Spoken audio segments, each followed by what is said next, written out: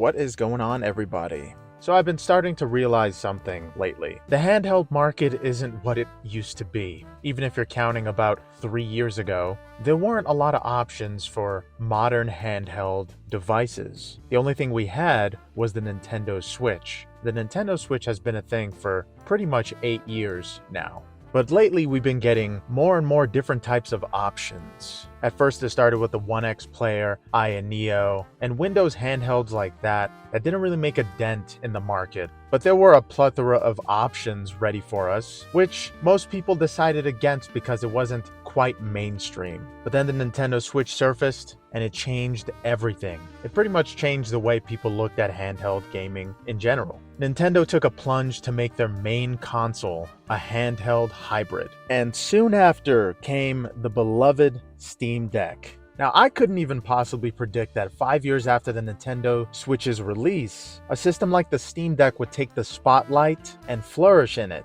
Because about 5 years after the Nintendo Switch released, a lot of people were asking for a Nintendo Switch 2, but Nintendo had an initial 10-year plan for the Nintendo Switch. So asking for a Nintendo Switch 2 halfway through their plan didn't really seem rational. But of course, naturally, 10 years is a very long time, and even 5 years can seem like a very long time. So other companies like Valve, Asus, Lenovo, and MSI released their handhelds. But the first big handheld PC to surface was the Steam Deck, and that started a lot of this new handheld device movement that we're seeing now, because Nintendo Switch isn't the only player in the game anymore. In fact, I would go as far as to say that they're the weakest choice in terms of which handheld to use and to own. The Nintendo Switch, and Nintendo released a Nintendo Switch Online service. That's a yearly subscription service to play their retro titles. And soon after the Steam Deck came out, there started to be a ton of lawsuits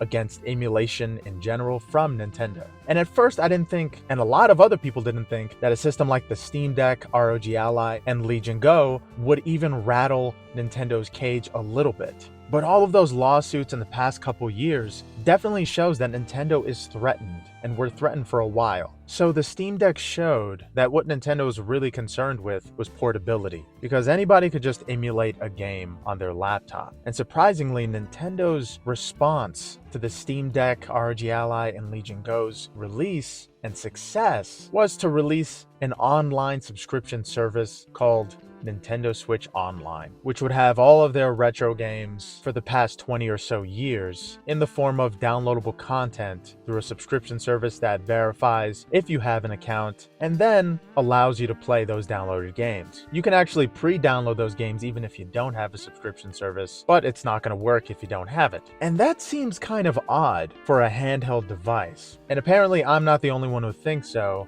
There's a ton of others that don't like Nintendo's strategy when it comes to making their retro titles available via subscription service. It's about $50 a year for NES and N64 and everything in the middle. Nintendo thought it would be a great idea to resell their retro titles in the form of a subscription. And as somebody who used to play older Nintendo games, I would love to suggest those games to my little siblings or my nieces or nephews, but I just simply can't, because I don't like the idea of subscription services, especially in the form of my favorite games. I know Xbox Game Pass has been a thing, but Nintendo hasn't been a company to take such risks as to do something like Nintendo Switch Online. So as somebody who would love to show their younger family members an old game I used to love, I just simply can't do that. So what I did last Christmas was give away my Steam Deck and program it to have all of my favorite retro titles emulated on the device. It took me about 6 to 7 hours to program it, but that's a lot better than buying a $6,000 retro console just so they can play 1 or 2 games that I used to love, or rounding up all of the old consoles just to play abroad or whatever place or country the family member lives in. It's just too much work. So bringing something like a Steam Deck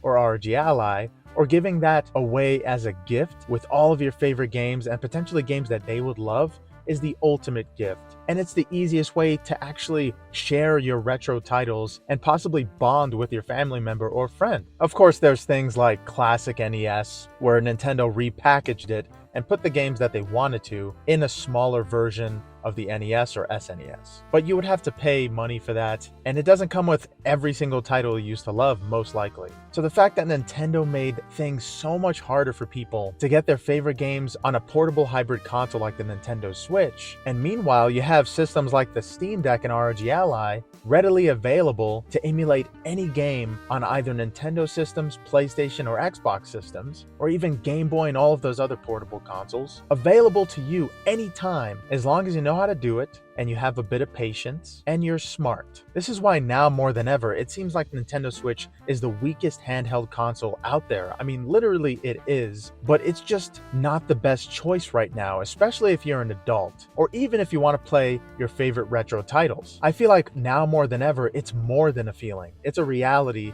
that the Nintendo Switch may not be the most convenient choice, especially if you want choices. There's so many things taking our choices away. While growing up, I learned that I had a lot more choices than I realized. But now, with everybody growing up around me, they have even less choices with all these streaming services, subscription services, and they basically don't own anything. There's no choice and no freedom. And I feel like the Nintendo Switch isn't adding to that. You have all these cloud games, subscription services on the Nintendo Switch. You have all of those, of course, on the Steam Deck, the ROG Ally, Legion Go, and even the MSI Claw, but you can choose to pick freedom and actually have the freedom to choose with these handheld PCs. So with all of that said, it turns out the Nintendo Switch might not be as great as I thought it would be by the 8th year. In fact, the system is growing a little stale, with little to nothing to look forward to on the system in terms of exclusives, and we all know that all of the retro titles are only going to be available through Nintendo Switch Online. And more people are growing anxious and discontent with this fact. But yeah, let me know what you guys think about the current state of handheld PCs and just handheld consoles right now. It's amazing to have all of these choices, but more and more it seems like Nintendo Switch is the wrong one.